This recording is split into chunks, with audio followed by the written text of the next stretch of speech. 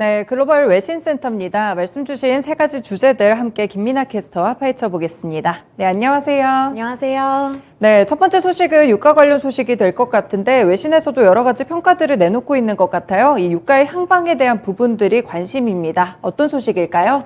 네, 유가와 원유 재고 관련한 소식이고요. CNBC 보도 내용입니다. Oil could vault as high as $150 a barrel, veteran analyst warns, as undersupply meets surging demand. 이번에 원유에 어떤 일이 일어났는지 기사 통해서 확인해 보겠습니다. 국제유가가 배럴당 150달러까지 치솟을 수 있다는 분석이 나왔습니다. JTD 에너지 서비스의 존 드리스콜 디렉터는 자본 탐사에 대한 투자가 저조하다는 점을 고려할 때 석유가 부족해지면서 공급량도 부족해지고 있다고 말했는데요. 따라서 유가는 120달러에서 150달러까지 오르는 시나리오를 예상한다고 밝혔습니다. 한편 이번에 발표된 주간 원유 재고는 시장의 예상치를 깜짝으로 상회하는 수준을 보여줬는데요. 이번 원유 재고가 발표가 됐는데 이 보고서 내용에 따르면 지난 11일을 기준으로 전주 대비 112만 1000배럴이 증가하게 되면서 4억 1150만 8000배럴로 집계가 됐습니다. 지난주에는 원유 재고가 400만 배럴 이상 감소한 바 있었는데 이번 주에는 이렇게 깜짝 발표를 하게 된 거였고요. 전문가들은 60만 배럴이 감소할 것으로 봤지만 이를 큰 폭으로 상회하는 수준을 보여줬습니다. 국제 유가는 이렇게 원유 재고가 증가했음에도 불구하고 계속 치솟는 모습을 보여주고 있는데 일단 대표적인 이유로는 이 휘발유와 정제유 재고가 줄어들었다는 소식에 국제 유가는 계속해서 상승세를 나타내고 있습니다. 네, 국제유가 최근에 이제 90달러 선에서 움직이는 모습 나타나고 있는데 100달러 넘고 그 이후에 150달러까지라면 굉장히 높은 수치인 것 같아요. 네, 어떤 이유들이 있을지 좀 더 자세하게 분석해 주세요. 네, 그 이유도 바로 기사에서 찾아볼 텐데요. 드리스콜은 또 유가를 끌어올리는 것은 지정학적인 이유 말고도 펀드멘탈적인 이유도 있다고 봤습니다. 시장은 당장 이용 가능한 석유에 프리미엄을 주는 심한 백워데이션 상황에 놓여 있다고 봤는데요. 수요는 회복세로 돌아가고 있는데 공급은 부족해지고 있다고 밝혔습니다. 이 원유 시장에서의 백워데이션이란 근월물 가격이 원월물 가격보다 더 높다는 것을 말을 하는데요. 쉽게 말을 해서 수요가 강한 반면에 공급은 부족하다는 것을 의미합니다. 이러한 원유 공급 부족은 석유 수출기구 오펙 플러스 산유국들이 증산 목표를 제대로 이행하지 못하고 있는 것도 원인으로 작용을 하고 있는데요. S&P 글로벌 플래츠 자료에 따르면 지난 1월 오펙 플러스 산유국들의 하루 생산량은 생산 목표치의 하루 70만 배럴가량을 미달했다고 전해왔습니다. 이렇게 드리스콜은 소비는 늘고 있지만 유효 생산 능력은 줄고 있고 또 연기금 등 자산 운용사들은 원유 시장에 돈을 쏟고 있는 반면에 이런 수요와 공급이 맞춰지지 않는다는 점을 가장 큰 원인으로 꼽았고요. 이러한 이유 덕분에 BP나 쉘, 토탈 같은 이런 대표적인 원유 기업들의 주가도 크게 오르고 있다고 설명했습니다. 이렇게 원유 관련주가 오르게 되면서 S&P 에너지 섹터 지수는 50%가량 급등했다고 전했습니다. 네, 유가는 또 이렇게 인플레이션과 큰 밀접한 관련이 있다 보니까 계속해서 흐름을 체크해 보시면 좋을 것 같고요. 현재 전망 자체는 150달러 선 굉장히 공격적인 이런 전망까지 나오고 있다는 점 외신을 통해서 알아봤습니다. 네, 두 번째 소식은 어떤 게 있을까요? 네, 밸런스의 보고서 내용이었는데요. 지금은 오히려 기술주를 눈여겨봐야 한다는 내용입니다. 네. 밸런스 보도 내용이고요. Why now is the time to dive into tech stocks? 기술주가 어떤 매력을 갖고 있는지 기사 통해서 확인해 보겠습니다. 올해 들어 하락을 거듭하고 있는 미국 기술주에 대해 오히려 매입해야 한다는 시기라는 분석이 나왔습니다. 이 밸런스는 뱅크 오브 아메리카의 펀드 매니저인 설문조사를 인용했습니다. 최근 10년 동안 기관 투자자들의 기술주 보유 비중이 최저치라는 점을 언급했는데요. 뱅크 오브 아메리카의 2월 조사에 따르면 헤지펀드와 뮤추얼 펀드 사이에서 기술주 비중을 줄였다는 응답자의 비중이 10%포인트 정도를 기록했습니다. 응답자들의 기술주 배정 비율은 2006년 8월 이후에 가장 낮은 수치라고 하는데요. 기술주 비중을 확대했다는 응답자는 전월 대비 10포인트가량 감소한 수치로 투자자들이 여전히 기술주를 팔고 있다는 것을 보여주고 있습니다. 투자자들이 기술주 비중을 줄이고 이렇게 현금 비중을 늘리고 있다는 점은 포트폴리오의 현금 비중을 이렇게 늘리고 있다는 점은 투자자들이 기술주를 조금 더 감내할 수 있다는 의미로 풀이가 된다는 점을 지적해 줬는데요. 따라서 뱅크 오브 아메리카의 마이클 하트넷 수석 투자 전략가는 미국 기술주를 사라면서 지금 이런 상황에서는 역투자 거래를 하는 것이 굉장히 큰 이득이 될 수 있을 것이라는 자신의 의견을 내놨습니다. 네, 기술주들 고점 대비해서 좀 많이 밀린 모습인데 밸류에이션도 좀 싸졌다고 평가를 했다고요? 네, 그렇습니다. 바로 기사 내용 살펴보시면 기술주의 밸류에이션이 내리고 있다는 점도 투자자들의 기술주 확대 요인으로 거론을 했는데요.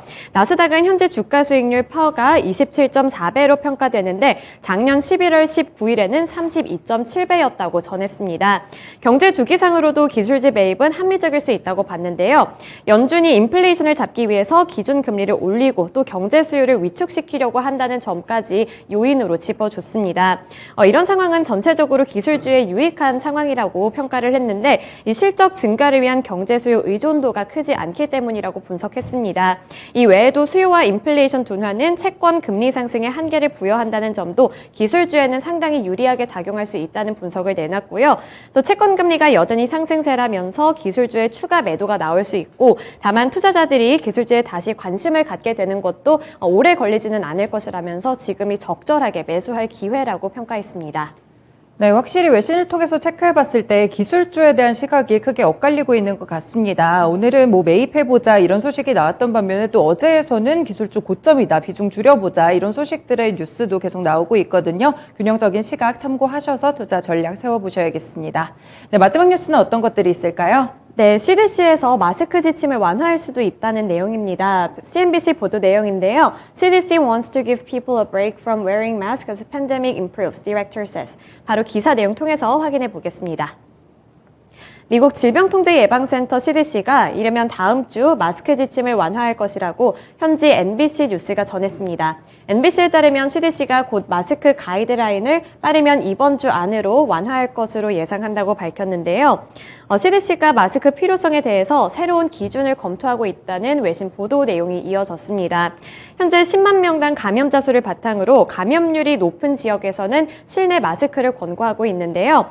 다만 최근 몇 주간의 이런 수치를 살펴봤을 때 일부 주를 제외한 주에서는 이 오미크론 신규 감염자 수가 대폭 줄어들고 있다는 모습을 포착했습니다.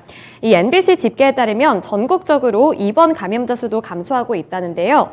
이에 캘리포니아는 실내 마스크 착용 권고를 철회를 했고 몇 가지 주를 제외하고서는 대체적으로 이 마스크에 대한 완화 지침을 해야 한다는 의견을 많이 내놓고 있습니다.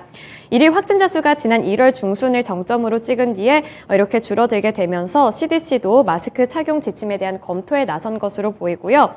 월렌스키 국장도 일일 평균 14만 7천 명의 코로나19 감염자가 발생을 했는데 전주보다 40%가량 감소한 수치라는 점에 집중을 했습니다. 오미크론 변이로 인한 확진자 수 감소 추세에 대해서 조심스럽게 낙관적으로 본다고 평가하면서 이 팬데믹 전망이 개선됨에 따라 이 미국인들이 마스크 착용과 같은 방역 조치로부터 이제는 휴식이 필요한 때라고 본다고 말했습니다. 네, 먼저 오미크론 변이 바이러스가 확산이 됐던 미국에서는 이제 방역 완화 조짐이 뚜렷하게 나타나고 있는 것 같아요. 그리고 소비도 굉장히 좋았다고 있는데 이와 관련된 건 어떤 걸까요? 네, 이렇게 마스크에 대한 리오프닝 기대감이 많이 나타나고 있는데 소비까지 활성화되면서 경제 재개에 대한 전망도 긍정적이었습니다. 기사 살펴보시면 뱅크 오브 아메리카의 CEO인 브라이언 모하니안에 따르면 미국 소비자들은 저축을 증가시키면서 더 많은 돈을 소비한다고 말했습니다. 이는 경제에 긍정적인 신호로 작용된다는 평가인데요. 이 모하니안은 19일 CNBC와의 인터뷰에서 뱅크 오브 아메리카 카드에 대한 지출이 지난해보다 무려 20%나 급등했다고 밝혔습니다. 소비자들의 핵심 소비 수준을 살펴볼 경우에 계속해서 강세를 보이고 있다고 평가했는데요. 1월은 1년 전에 비해서 거의 15에서 20%가량 증가했다면서 이런 부분은 긍정적인 시그널로 해석할 수 있다고 말했습니다. 정부 부양 프로그램이 끝난 뒤에 원래는 이 소비자의 은행 계좌가 많이 침체되어 있을 것을 우려하고 있었는데 이런 우려감을 바로 이렇게 바꿔나가면서 더 활성화된 소비를 보여주고 있는 거고요. 최근 6, 7개월 동안 잔액까지도 이런 계좌 잔액까지도 증가했다고 평가했습니다. 또 두 번째로 소비자들이 계좌에 더 많은 돈을 갖고 있다면서 1월 달에 특히 잔고가 적은 소비자들을 위해 그들의 계좌가 다시 증가되는 모습을 보여줬다고 했는데요. 은행의 금리가 이제 연준을 통해서 더 올라가게 될 경우에는 이 계좌에 나오는 저축 금액이 더 불어날 수 있는 상황이라면서 앞으로 이런 경제 재개와 소비 활성화에 있어서는 긍정적인 전망이 예상된다고 말했습니다. 네, 리오프닝 관련 종목들과 좀 연관이 있는 뉴스였을 것 같아요. 소비가 활성화되고 있고 방역 지침도 완화되고 있고 긍정적인 신호들이 미국에서 나타나고 있는 모습입니다. 네, 오늘 이렇게 세 가지 뉴스들 김민아 캐스터와 함께 알아봤습니다. 고맙습니다. 네. 글로벌 외신센터였습니다.